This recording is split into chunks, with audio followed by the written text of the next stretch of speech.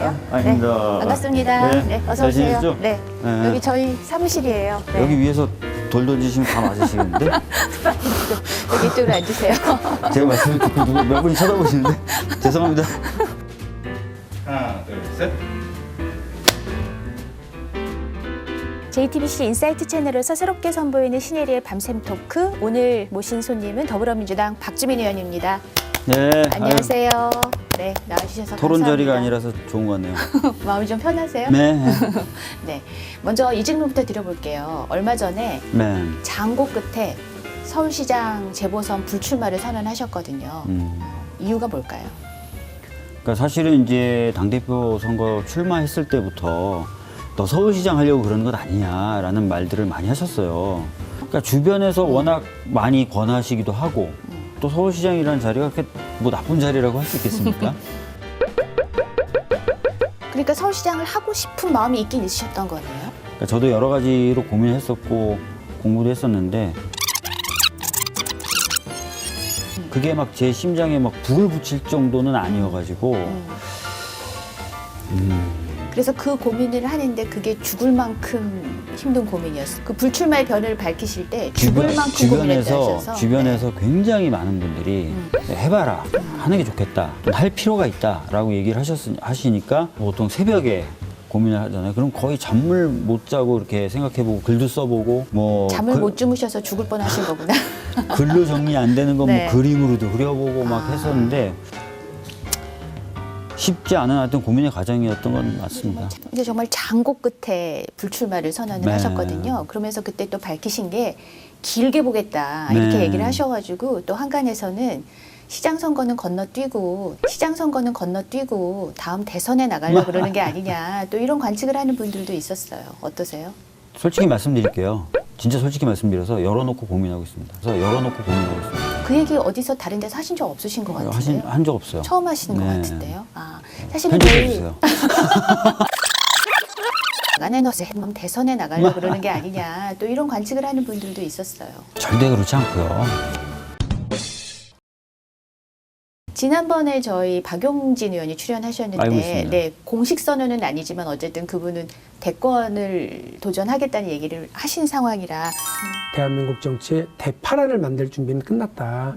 그러면 이제 40대인 도전자가 두 분이 나오시게 되는 거네요. 더불어민주당에서는. 그러니까 뭐 저는 네. 완전히 확정지은 건 아니고요. 그 좀 길게 보면서 제 역할을 좀 찾는 과정을 좀 여유 있게 갖고 싶다는 생각을 좀 했어요. 그래서 이번에는 좀 약간 시간을 가지고 저 스스로하고도 좀 대화를 나누고 이러면서 좀 준비를 하고 싶어요. 그래서 박 의원께서 불출마 선언을 하시면서 양당 구도가 네. 됐잖아요. 그래서 박영선, 우상호 후보가 지금 열심히 뛰고 계신데 열심히 하시더라고요.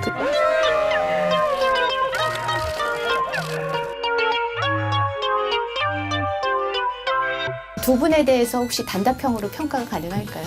우상호 의원님은 당내 어떤 인망, 네트워크 이런 것들이 굉장히 강하신 분이에요. 박영선 의원님은 제가 항상 놀라는 게 굉장히 좋아하시는 분들이 많고 인지도가 굉장히 높으신 분이죠. 그래서 지금 나오는 지지율만 가지고 판단하는 것은 좀 성급하다. 뚜껑을 열어봐야 된다. 이런 말씀을 좀 드리겠고요. 근데 두 분이 또 그 친문 표심을 좀 잡기 위해서 그런지 내가 대통령이랑 더 친해 이러면서 뭐 이른바 대통령 마케팅이라는 것들도 하고 계셔서 화제가 되고 있는데 박 의원께서 보시기에는 어느 분이 대통령이랑 더 친한 것 같으세요? 제가 제일 가깝지 않을까요? 박주민 변호사는 이 시대 대표적인 인권 변호사입니다.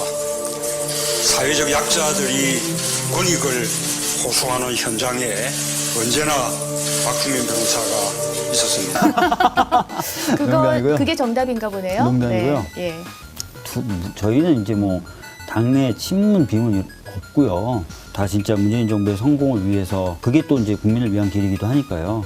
열심히 하는 사람들이고 뭐 박영선 장관님은 장관 하셨으니까 굉장히 가까울 수밖에 없는 거고 또 우상호 의원님이야 뭐 오랜 당생활을 하셨었고 원내대표도 하셨었고 그 위에도 여러 뭐 당의 기로마다 이제 중요한 역할을 하셨으니까 다 친분이 있죠. 예.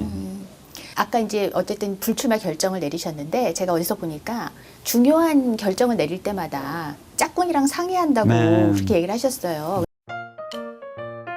짝꿍 이야기도 영향을 많이 미쳤죠. 짝꿍이 이번 시장 선거는 아니다. 그거 말고 대통령 선거에 나가는 게 좋겠다. 이렇게 다음에 얘기하셨어요. 뭐 하라는 얘기는 안 했고요. 하여튼 뭐 이번에 좀 나가는 것에 대해서는 좀 좋아하진 않더라고요. 그래요. 네. 네. 근데 왜 좋아하지 않으세요? 내밀한 이야기라서 좀 말씀드리긴 어려운데 네. 뭐 편하게 말씀드릴 수 있는 그 여러 가지 이유 중에 편하게 좀 말씀드릴 수 있는 부분은 제가 사실은 뭐 지난번 총선 치렀었고 국회의원 후보 박주민입니다. 끝나자마자 당대표 경선 나갔었고요. 활력 있는 정당 제가 만들겠습니다, 여러분.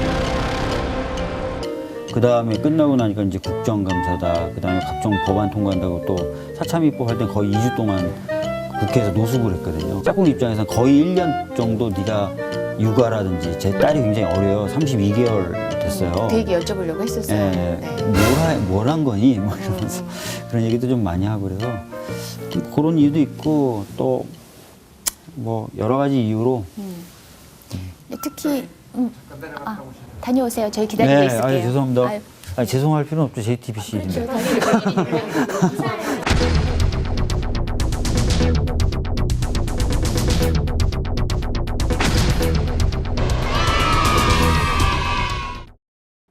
국회를 통과한 탄핵소추 의결서를 조금 전에 헌재에 접수하고 온 더불어민주당의 박주민 의원과 얘기를 나눠보겠습니다. 예, 어서 오세요. 예, 안녕하십니까. 우리 덕분에 뉴스룸은 섭외 해결했네. 이번 달 안에 일찍 오신 거 봤나 봐요. 네. 그러니까 전화 왔대잖아. 오신 거 봤다고. 밝혀지는 바에 따라서 판단 여부는 좀 달라질 수 있다고 생각합니다. 네, 알겠습니다. 오늘 여기까지 듣겠습니다. 더불어민주당의 박주민 의원이었습니다. 감사합니다. 네. 더 이뻐지셔서 돌아오셨어요. 무슨 일이 있었는지는 설명해 주시겠죠, 뭐. 저 그건 편집으로 다 설명해 네. 주실 거예요. 그래서 지금 저희랑 인터뷰한 도중에 잠시 저희 뉴스룸에 네. 가셨을 때 서복현 앵커도 그 질문을 했던데 헌재에 다녀오셨잖아요. 네. 그래서 이제 여당 주도로 사상 초유의 법관 탄핵 사태를 맞이하게 됐어요. 야권에서는 이게 이제 조국 전 장관이나 이런 정권 관련 인사들에 대한 법원 판결을 보고 말하자면 사법부를 압박하기 위해서 여당이 탄핵을 밀어붙인다 이런 얘기도 하잖아요. 이에 대해서 뭐라고 답하시겠어요? 절대 그렇지 않고요. 이 탄핵 심판, 특히 법관에 대한 탄핵 심판은 사법권의 독립을 침해하는 제도가 아니다. 법치주의를 구현하기 위해서 제일 어려운 점이 뭐냐? 법을 집행하는 사람들이 법을 지키게 만드는 거예요. 근데 그런 법을 지키게끔 만드는 거의 유일무이한 수단. 그게 헌법이 보장한 탄핵이라는 제도예요. 법관 탄핵에 대해서 이야기하고 결정하고 논의하고 추진했던 역사는 몇 년 전으로 거슬러 올라간다는 거예요. 뭔가 갑자기 된 것처럼 얘기하면 안 되고 탄핵 등을 통해서 판사 탄핵과 관련돼서 법관 탄핵에 그렇다고 하면은 그 대상이 이번에 탄핵을 추진한 그 임성근 부장판사로 정한 것이 적정했는가? 그 한 사람에 대해서 원래는 그 사람 한 사람만 대상으로 할 좀 더 건 범위가 아니었잖아요. 넓었죠. 좀 더 범위가 넓어진다. 20대 국회 때도 넓은 범위로 탄핵을 시도해 보려고 했었어요. 그 사법농단에 관여돼 있다는 법관별로 저희가 행위태양에 따라 점수까지 다 매겨놨습니다. 가장 심한 부분부터 쫙 돼 있었어요. 야당 의원님들도 설득하고 막 했었어요. 잘 안 됐었어요. 그래서 이렇게 넓은 범위로 탄핵을 시도하는 건 어렵겠구나라는 당 자체의 경험이 있는 거예요. 근데 마침 2월 달에 임성근 부장에 대한 법원 판결문이 나왔고 거기에 위헌적 행위를 했다는 게 적시가 된 거죠.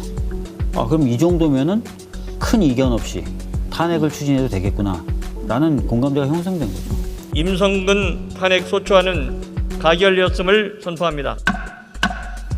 과연 헌재에서 이 탄핵 소추안을 통과시켜 줄 것인가에 대한 문제가 남은 것 같아요.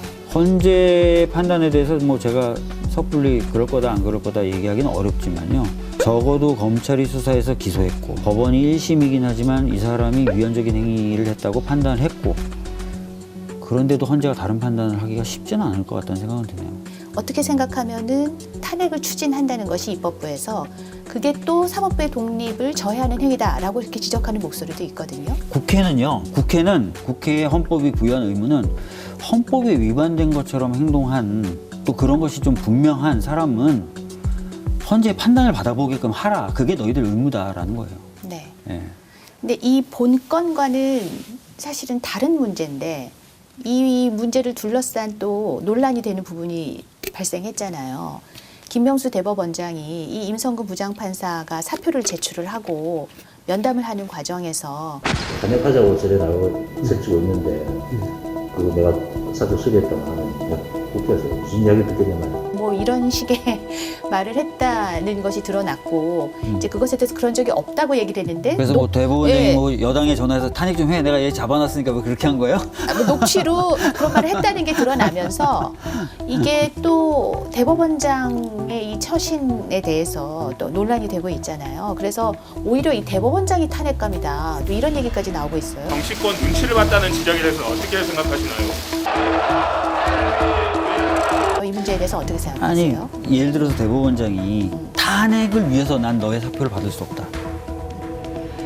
이것도 아닌 거고요. 그 전문 읽어보시면 야, 탄핵 내가 봤을 때 가능성도 없고 근데 굳이 이렇게 막 논란이 있고 시끄러운데 우리가 네 사표를 이렇게 냉큼 수리해버리면 법원이 또 오히려 정치적 쟁점에 휘말리는 거 아니겠느냐라는 취지로 전 읽히거든요. 내가 널 탄핵시켜야 되고 여당이 널 탄핵하겠다 그러니 지금 너의 사표를 수리하지 않아서 네가 탄핵되도록 할 거야. 이렇게 읽히는 분도 계시겠지만 제가 봤을 때 그건 아닌 것 같거든요.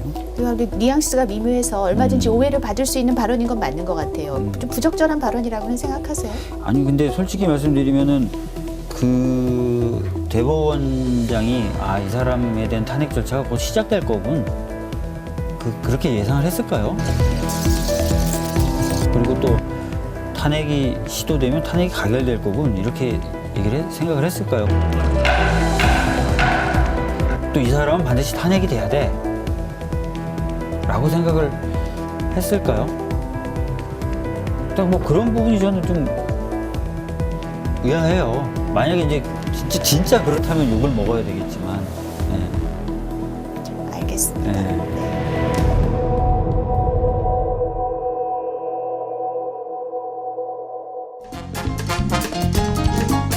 제 짝꿍이 가수 박진영 씨를 좋아했어요. 근데 제가 박진영 씨 닮았대요.